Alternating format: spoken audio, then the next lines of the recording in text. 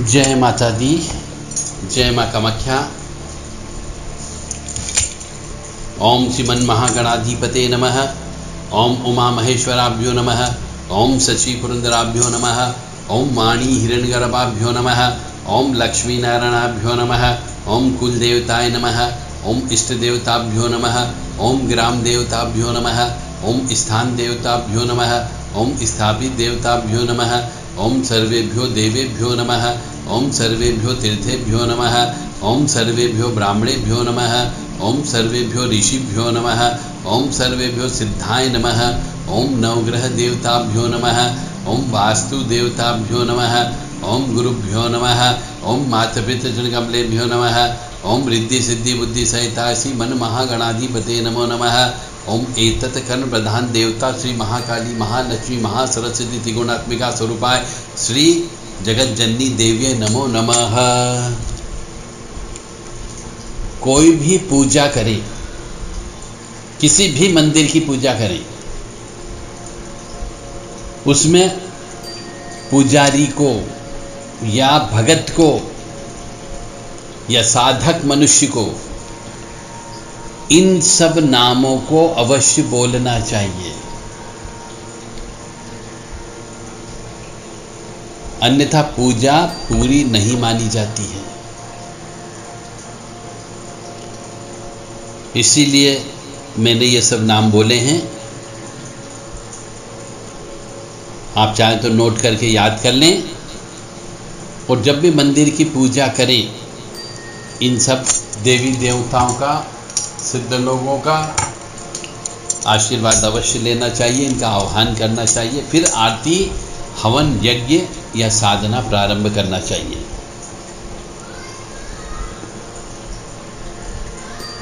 आप घर में भी प्रार्थना करते हो, हनुमान चालीसा का पाठ करते हो, दुर्गा कवच का पाठ करते हो, दुर्गा चालीसा का पाठ करते हो, काली चालीसा का पाठ करते हो, भैरव जी की स्तुति गाते हो या अपने इष्ट देवता की स्तुति गाते हो,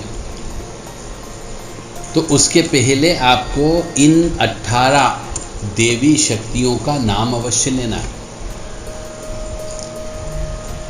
तभी आपकी पूजा संपूर्ण मानी जाएगी। और आखिरी में ओम शांति शांति शांति ही अवश्य बोलना है। मैं पुनः एक बार और उच्चारण कर देता हूं। ओम श्रीमन महागणाधिपते नमः। ओम उमा महेश्वराभ्यो नमः। ओम शशि पुरंदराभ्यो नमः। ओम वाणी हिरण्यगर्भाभ्यो नमः। ओम लक्ष्मी नारायणाभ्यो नमः। ओम कुलदेवताभ्यो नमः। ओम इष्ट देवताभ्यो नमः। ओम ग्राम देवताभ्यो नमः। ओम स्थान देवताभ्यो नमः।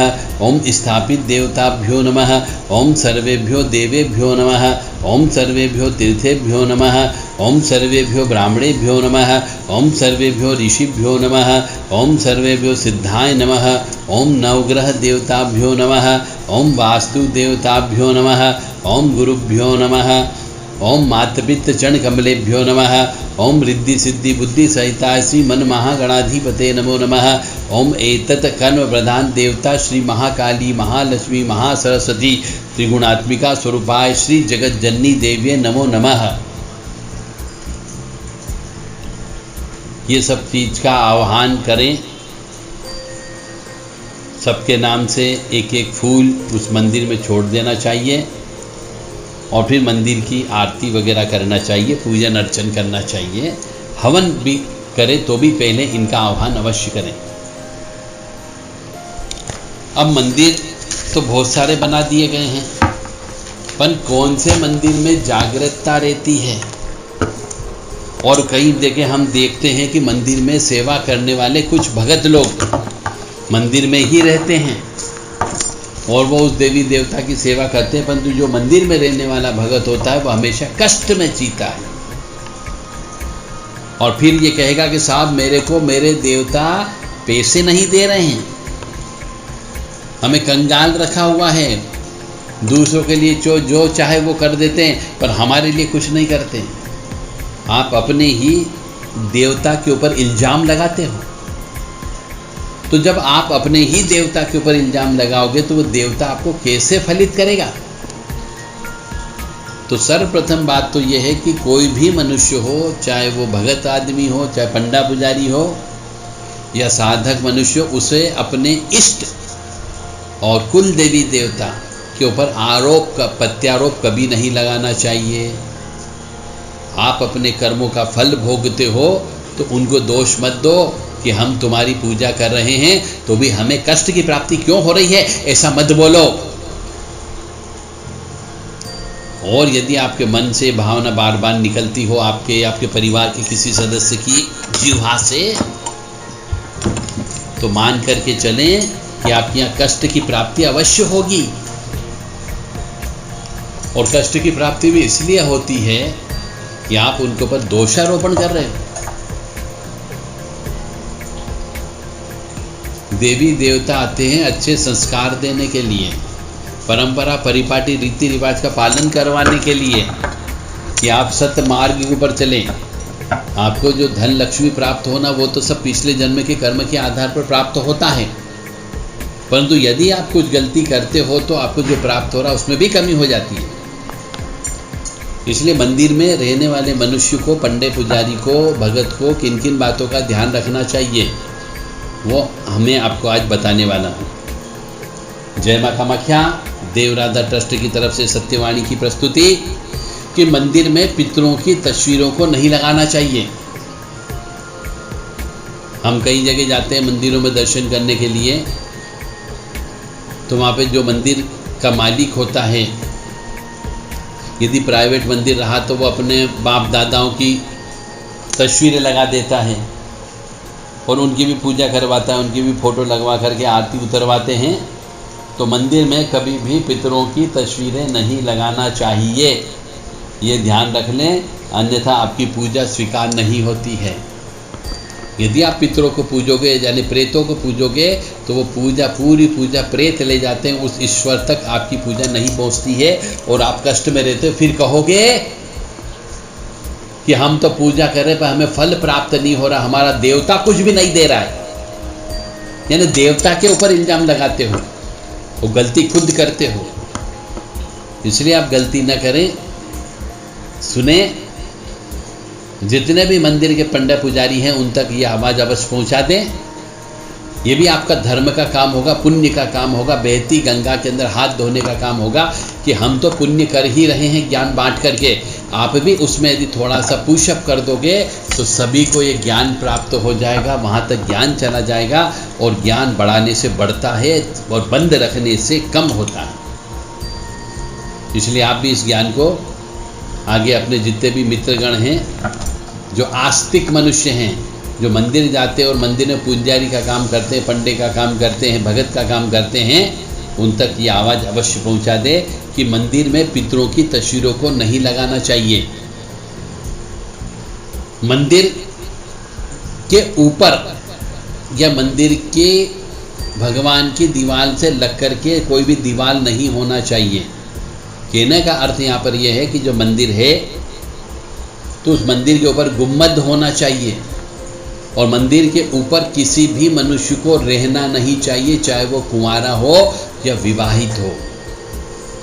मंदिर के ऊपर कभी कपड़े नहीं धोए जाते, मंदिर के ऊपर लेटरिन बाथरूम नहीं होता है। और जिन जिन ने बना रखे उन मनुष्यों के वहाँ जाकर के आप चेक कर सकते हो कि वो कितने कंगाल और बदहाली में जी रहे हैं। नहीं तो देवता मंदिर छोड़ के चले जाते हैं और आपका काम नहीं बनेगा। इसलिए मंदिर की शुद्धता, स्वच्छता, पवित्रता बनाए रखें और मंदिर परिसर के अंदर नहीं रहना चाहिए और मंदिर के ऊपर छत पर भी कोई भी मकान बना करके नहीं रहना चाहिए। मंदिर के ऊपर चला फिरी बिल्कुल भी नहीं होना चाहिए। जिस जगह आपने मूर्ति नीचे स्थापित कर रखी है उस मूर्ति के जस्ट ऊपर किसी भी प्रकार का कोई भी गलत काम नहीं होना चाहिए। ऊपर सिर्फ गुम्बद होता है, गुम्बद। तो मंदिर के ऊपर स्नान नहीं करना चाहिए, मंदिर के ऊपर कपड़े नहीं धोना चाहिए, शौच नहीं करना चाहिए, मूत्र नहीं करना चाहिए और मंदिर के ऊपर रहना ही नहीं चाहिए और अन्यथा दोष लगता है। मंदिर की दीवार से लग कर के कोई भी लेटरिन बाथरूम या कमरा नहीं बनाना चाहिए। मंदिर में कौन रह सकता है? एक बाल ब्रह्मचारी वो व्यक्ति रह सकता है।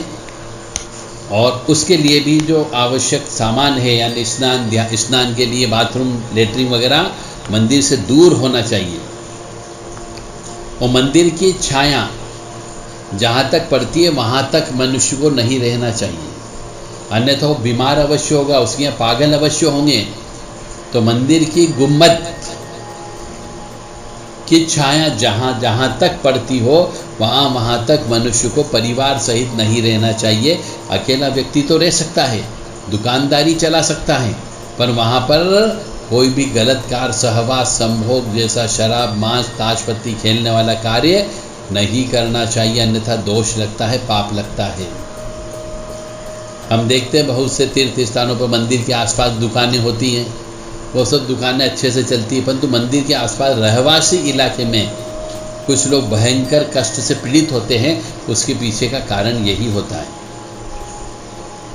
तो मंदिर के ऊपर चलाफिरी भी नहीं होना चाहिए, मंदिर की छाया जहाँ तक पड़ती हो वहाँ तक रहना नहीं चाहिए, और मंदिर के अंदर किसी भी मासिक धर्म से युक्त स्त्री का प्रवेश नहीं होना चाहिए।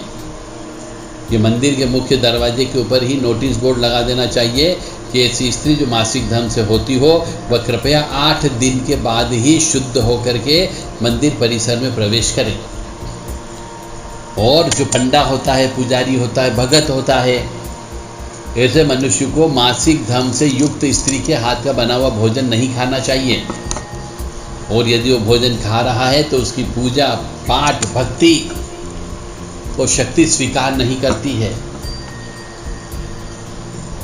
इसलिए सभी पंडा, पुजारी, भगत लोगों को इस बात का ध्यान रखना है कि माहवारी के दौरान यदि उनके घर से कोई भी बहन, बेटी, पत्नी, माँ ये होती है तो उसको उसके हाथ से बना हुआ कोई भी भोजन ग्रहण नहीं करे, उसके हाथ से पानी नहीं पीना है। और पंडा पुजारी को अपने घर में ऐसी स्त्री से 4 दिन तक खाना नहीं बनवाना चाहिए, पानी के हाथ नहीं लगवाना चाहिए, 4 दिन तक झाड़ू पोंछा नहीं लगवाना चाहिए। ऐसी स्त्री से जो अशुद्ध स्त्री होती है, अपवित्र स्त्री होती है, रजस्वला से होती, मासिक धर्म से होती है, जिसको छुट्टी वाली स्त्री भी बोला जाता है। एक मंदिर में एक ईश्वर की एक ही मूर्ति होना चाहिए, यानी कि एक परिसर में, जैसे परिसर बड़ा है तो आपने 4 हनुमान जी बिठा दिए, वो गलत हो जाता है। एक मंदिर परिसर में एक ही हनुमान जी की मूर्ति होगी, एक ही शिव जी की होंगे, एक ही दुर्गा जी या भैरव जी या हनुमान जी होंगे। एक परिसर के अंदर 2-2 हनुमान जी के मंदिर नहीं हो सकते, 2-2 दुर्गा जी के मंदिर नहीं हो सकते हैं, अन्यथा कष्ट की प्राप्ति अवश्य होगी। मंदिर परिसर के अंदर पेड़ हो तो उसे कभी भी नहीं काटना चाहिए, अन्यथा आपके वंश का नाश होने की संभावना रहती है, यानी जवान मौत अवश्य होगी, वो भी किसी न किसी लड़के की। तो किसी भी मंदिर के पेड़ों को नहीं कटवाना चाहिए। यदि किसी मंदिर में केवल अमावस्या और अमावस्या को भोग लगाते हो, कंडों के ऊपर नारियल जलाते आता हो सिर्फ अमावस्या के दिन, तो समझो उस मंदिर में जो शक्ति बैठी है वो प्रेतों वाली शक्ति बैठी हुई है, वो प्रेतों से ही काम करवाते हैं।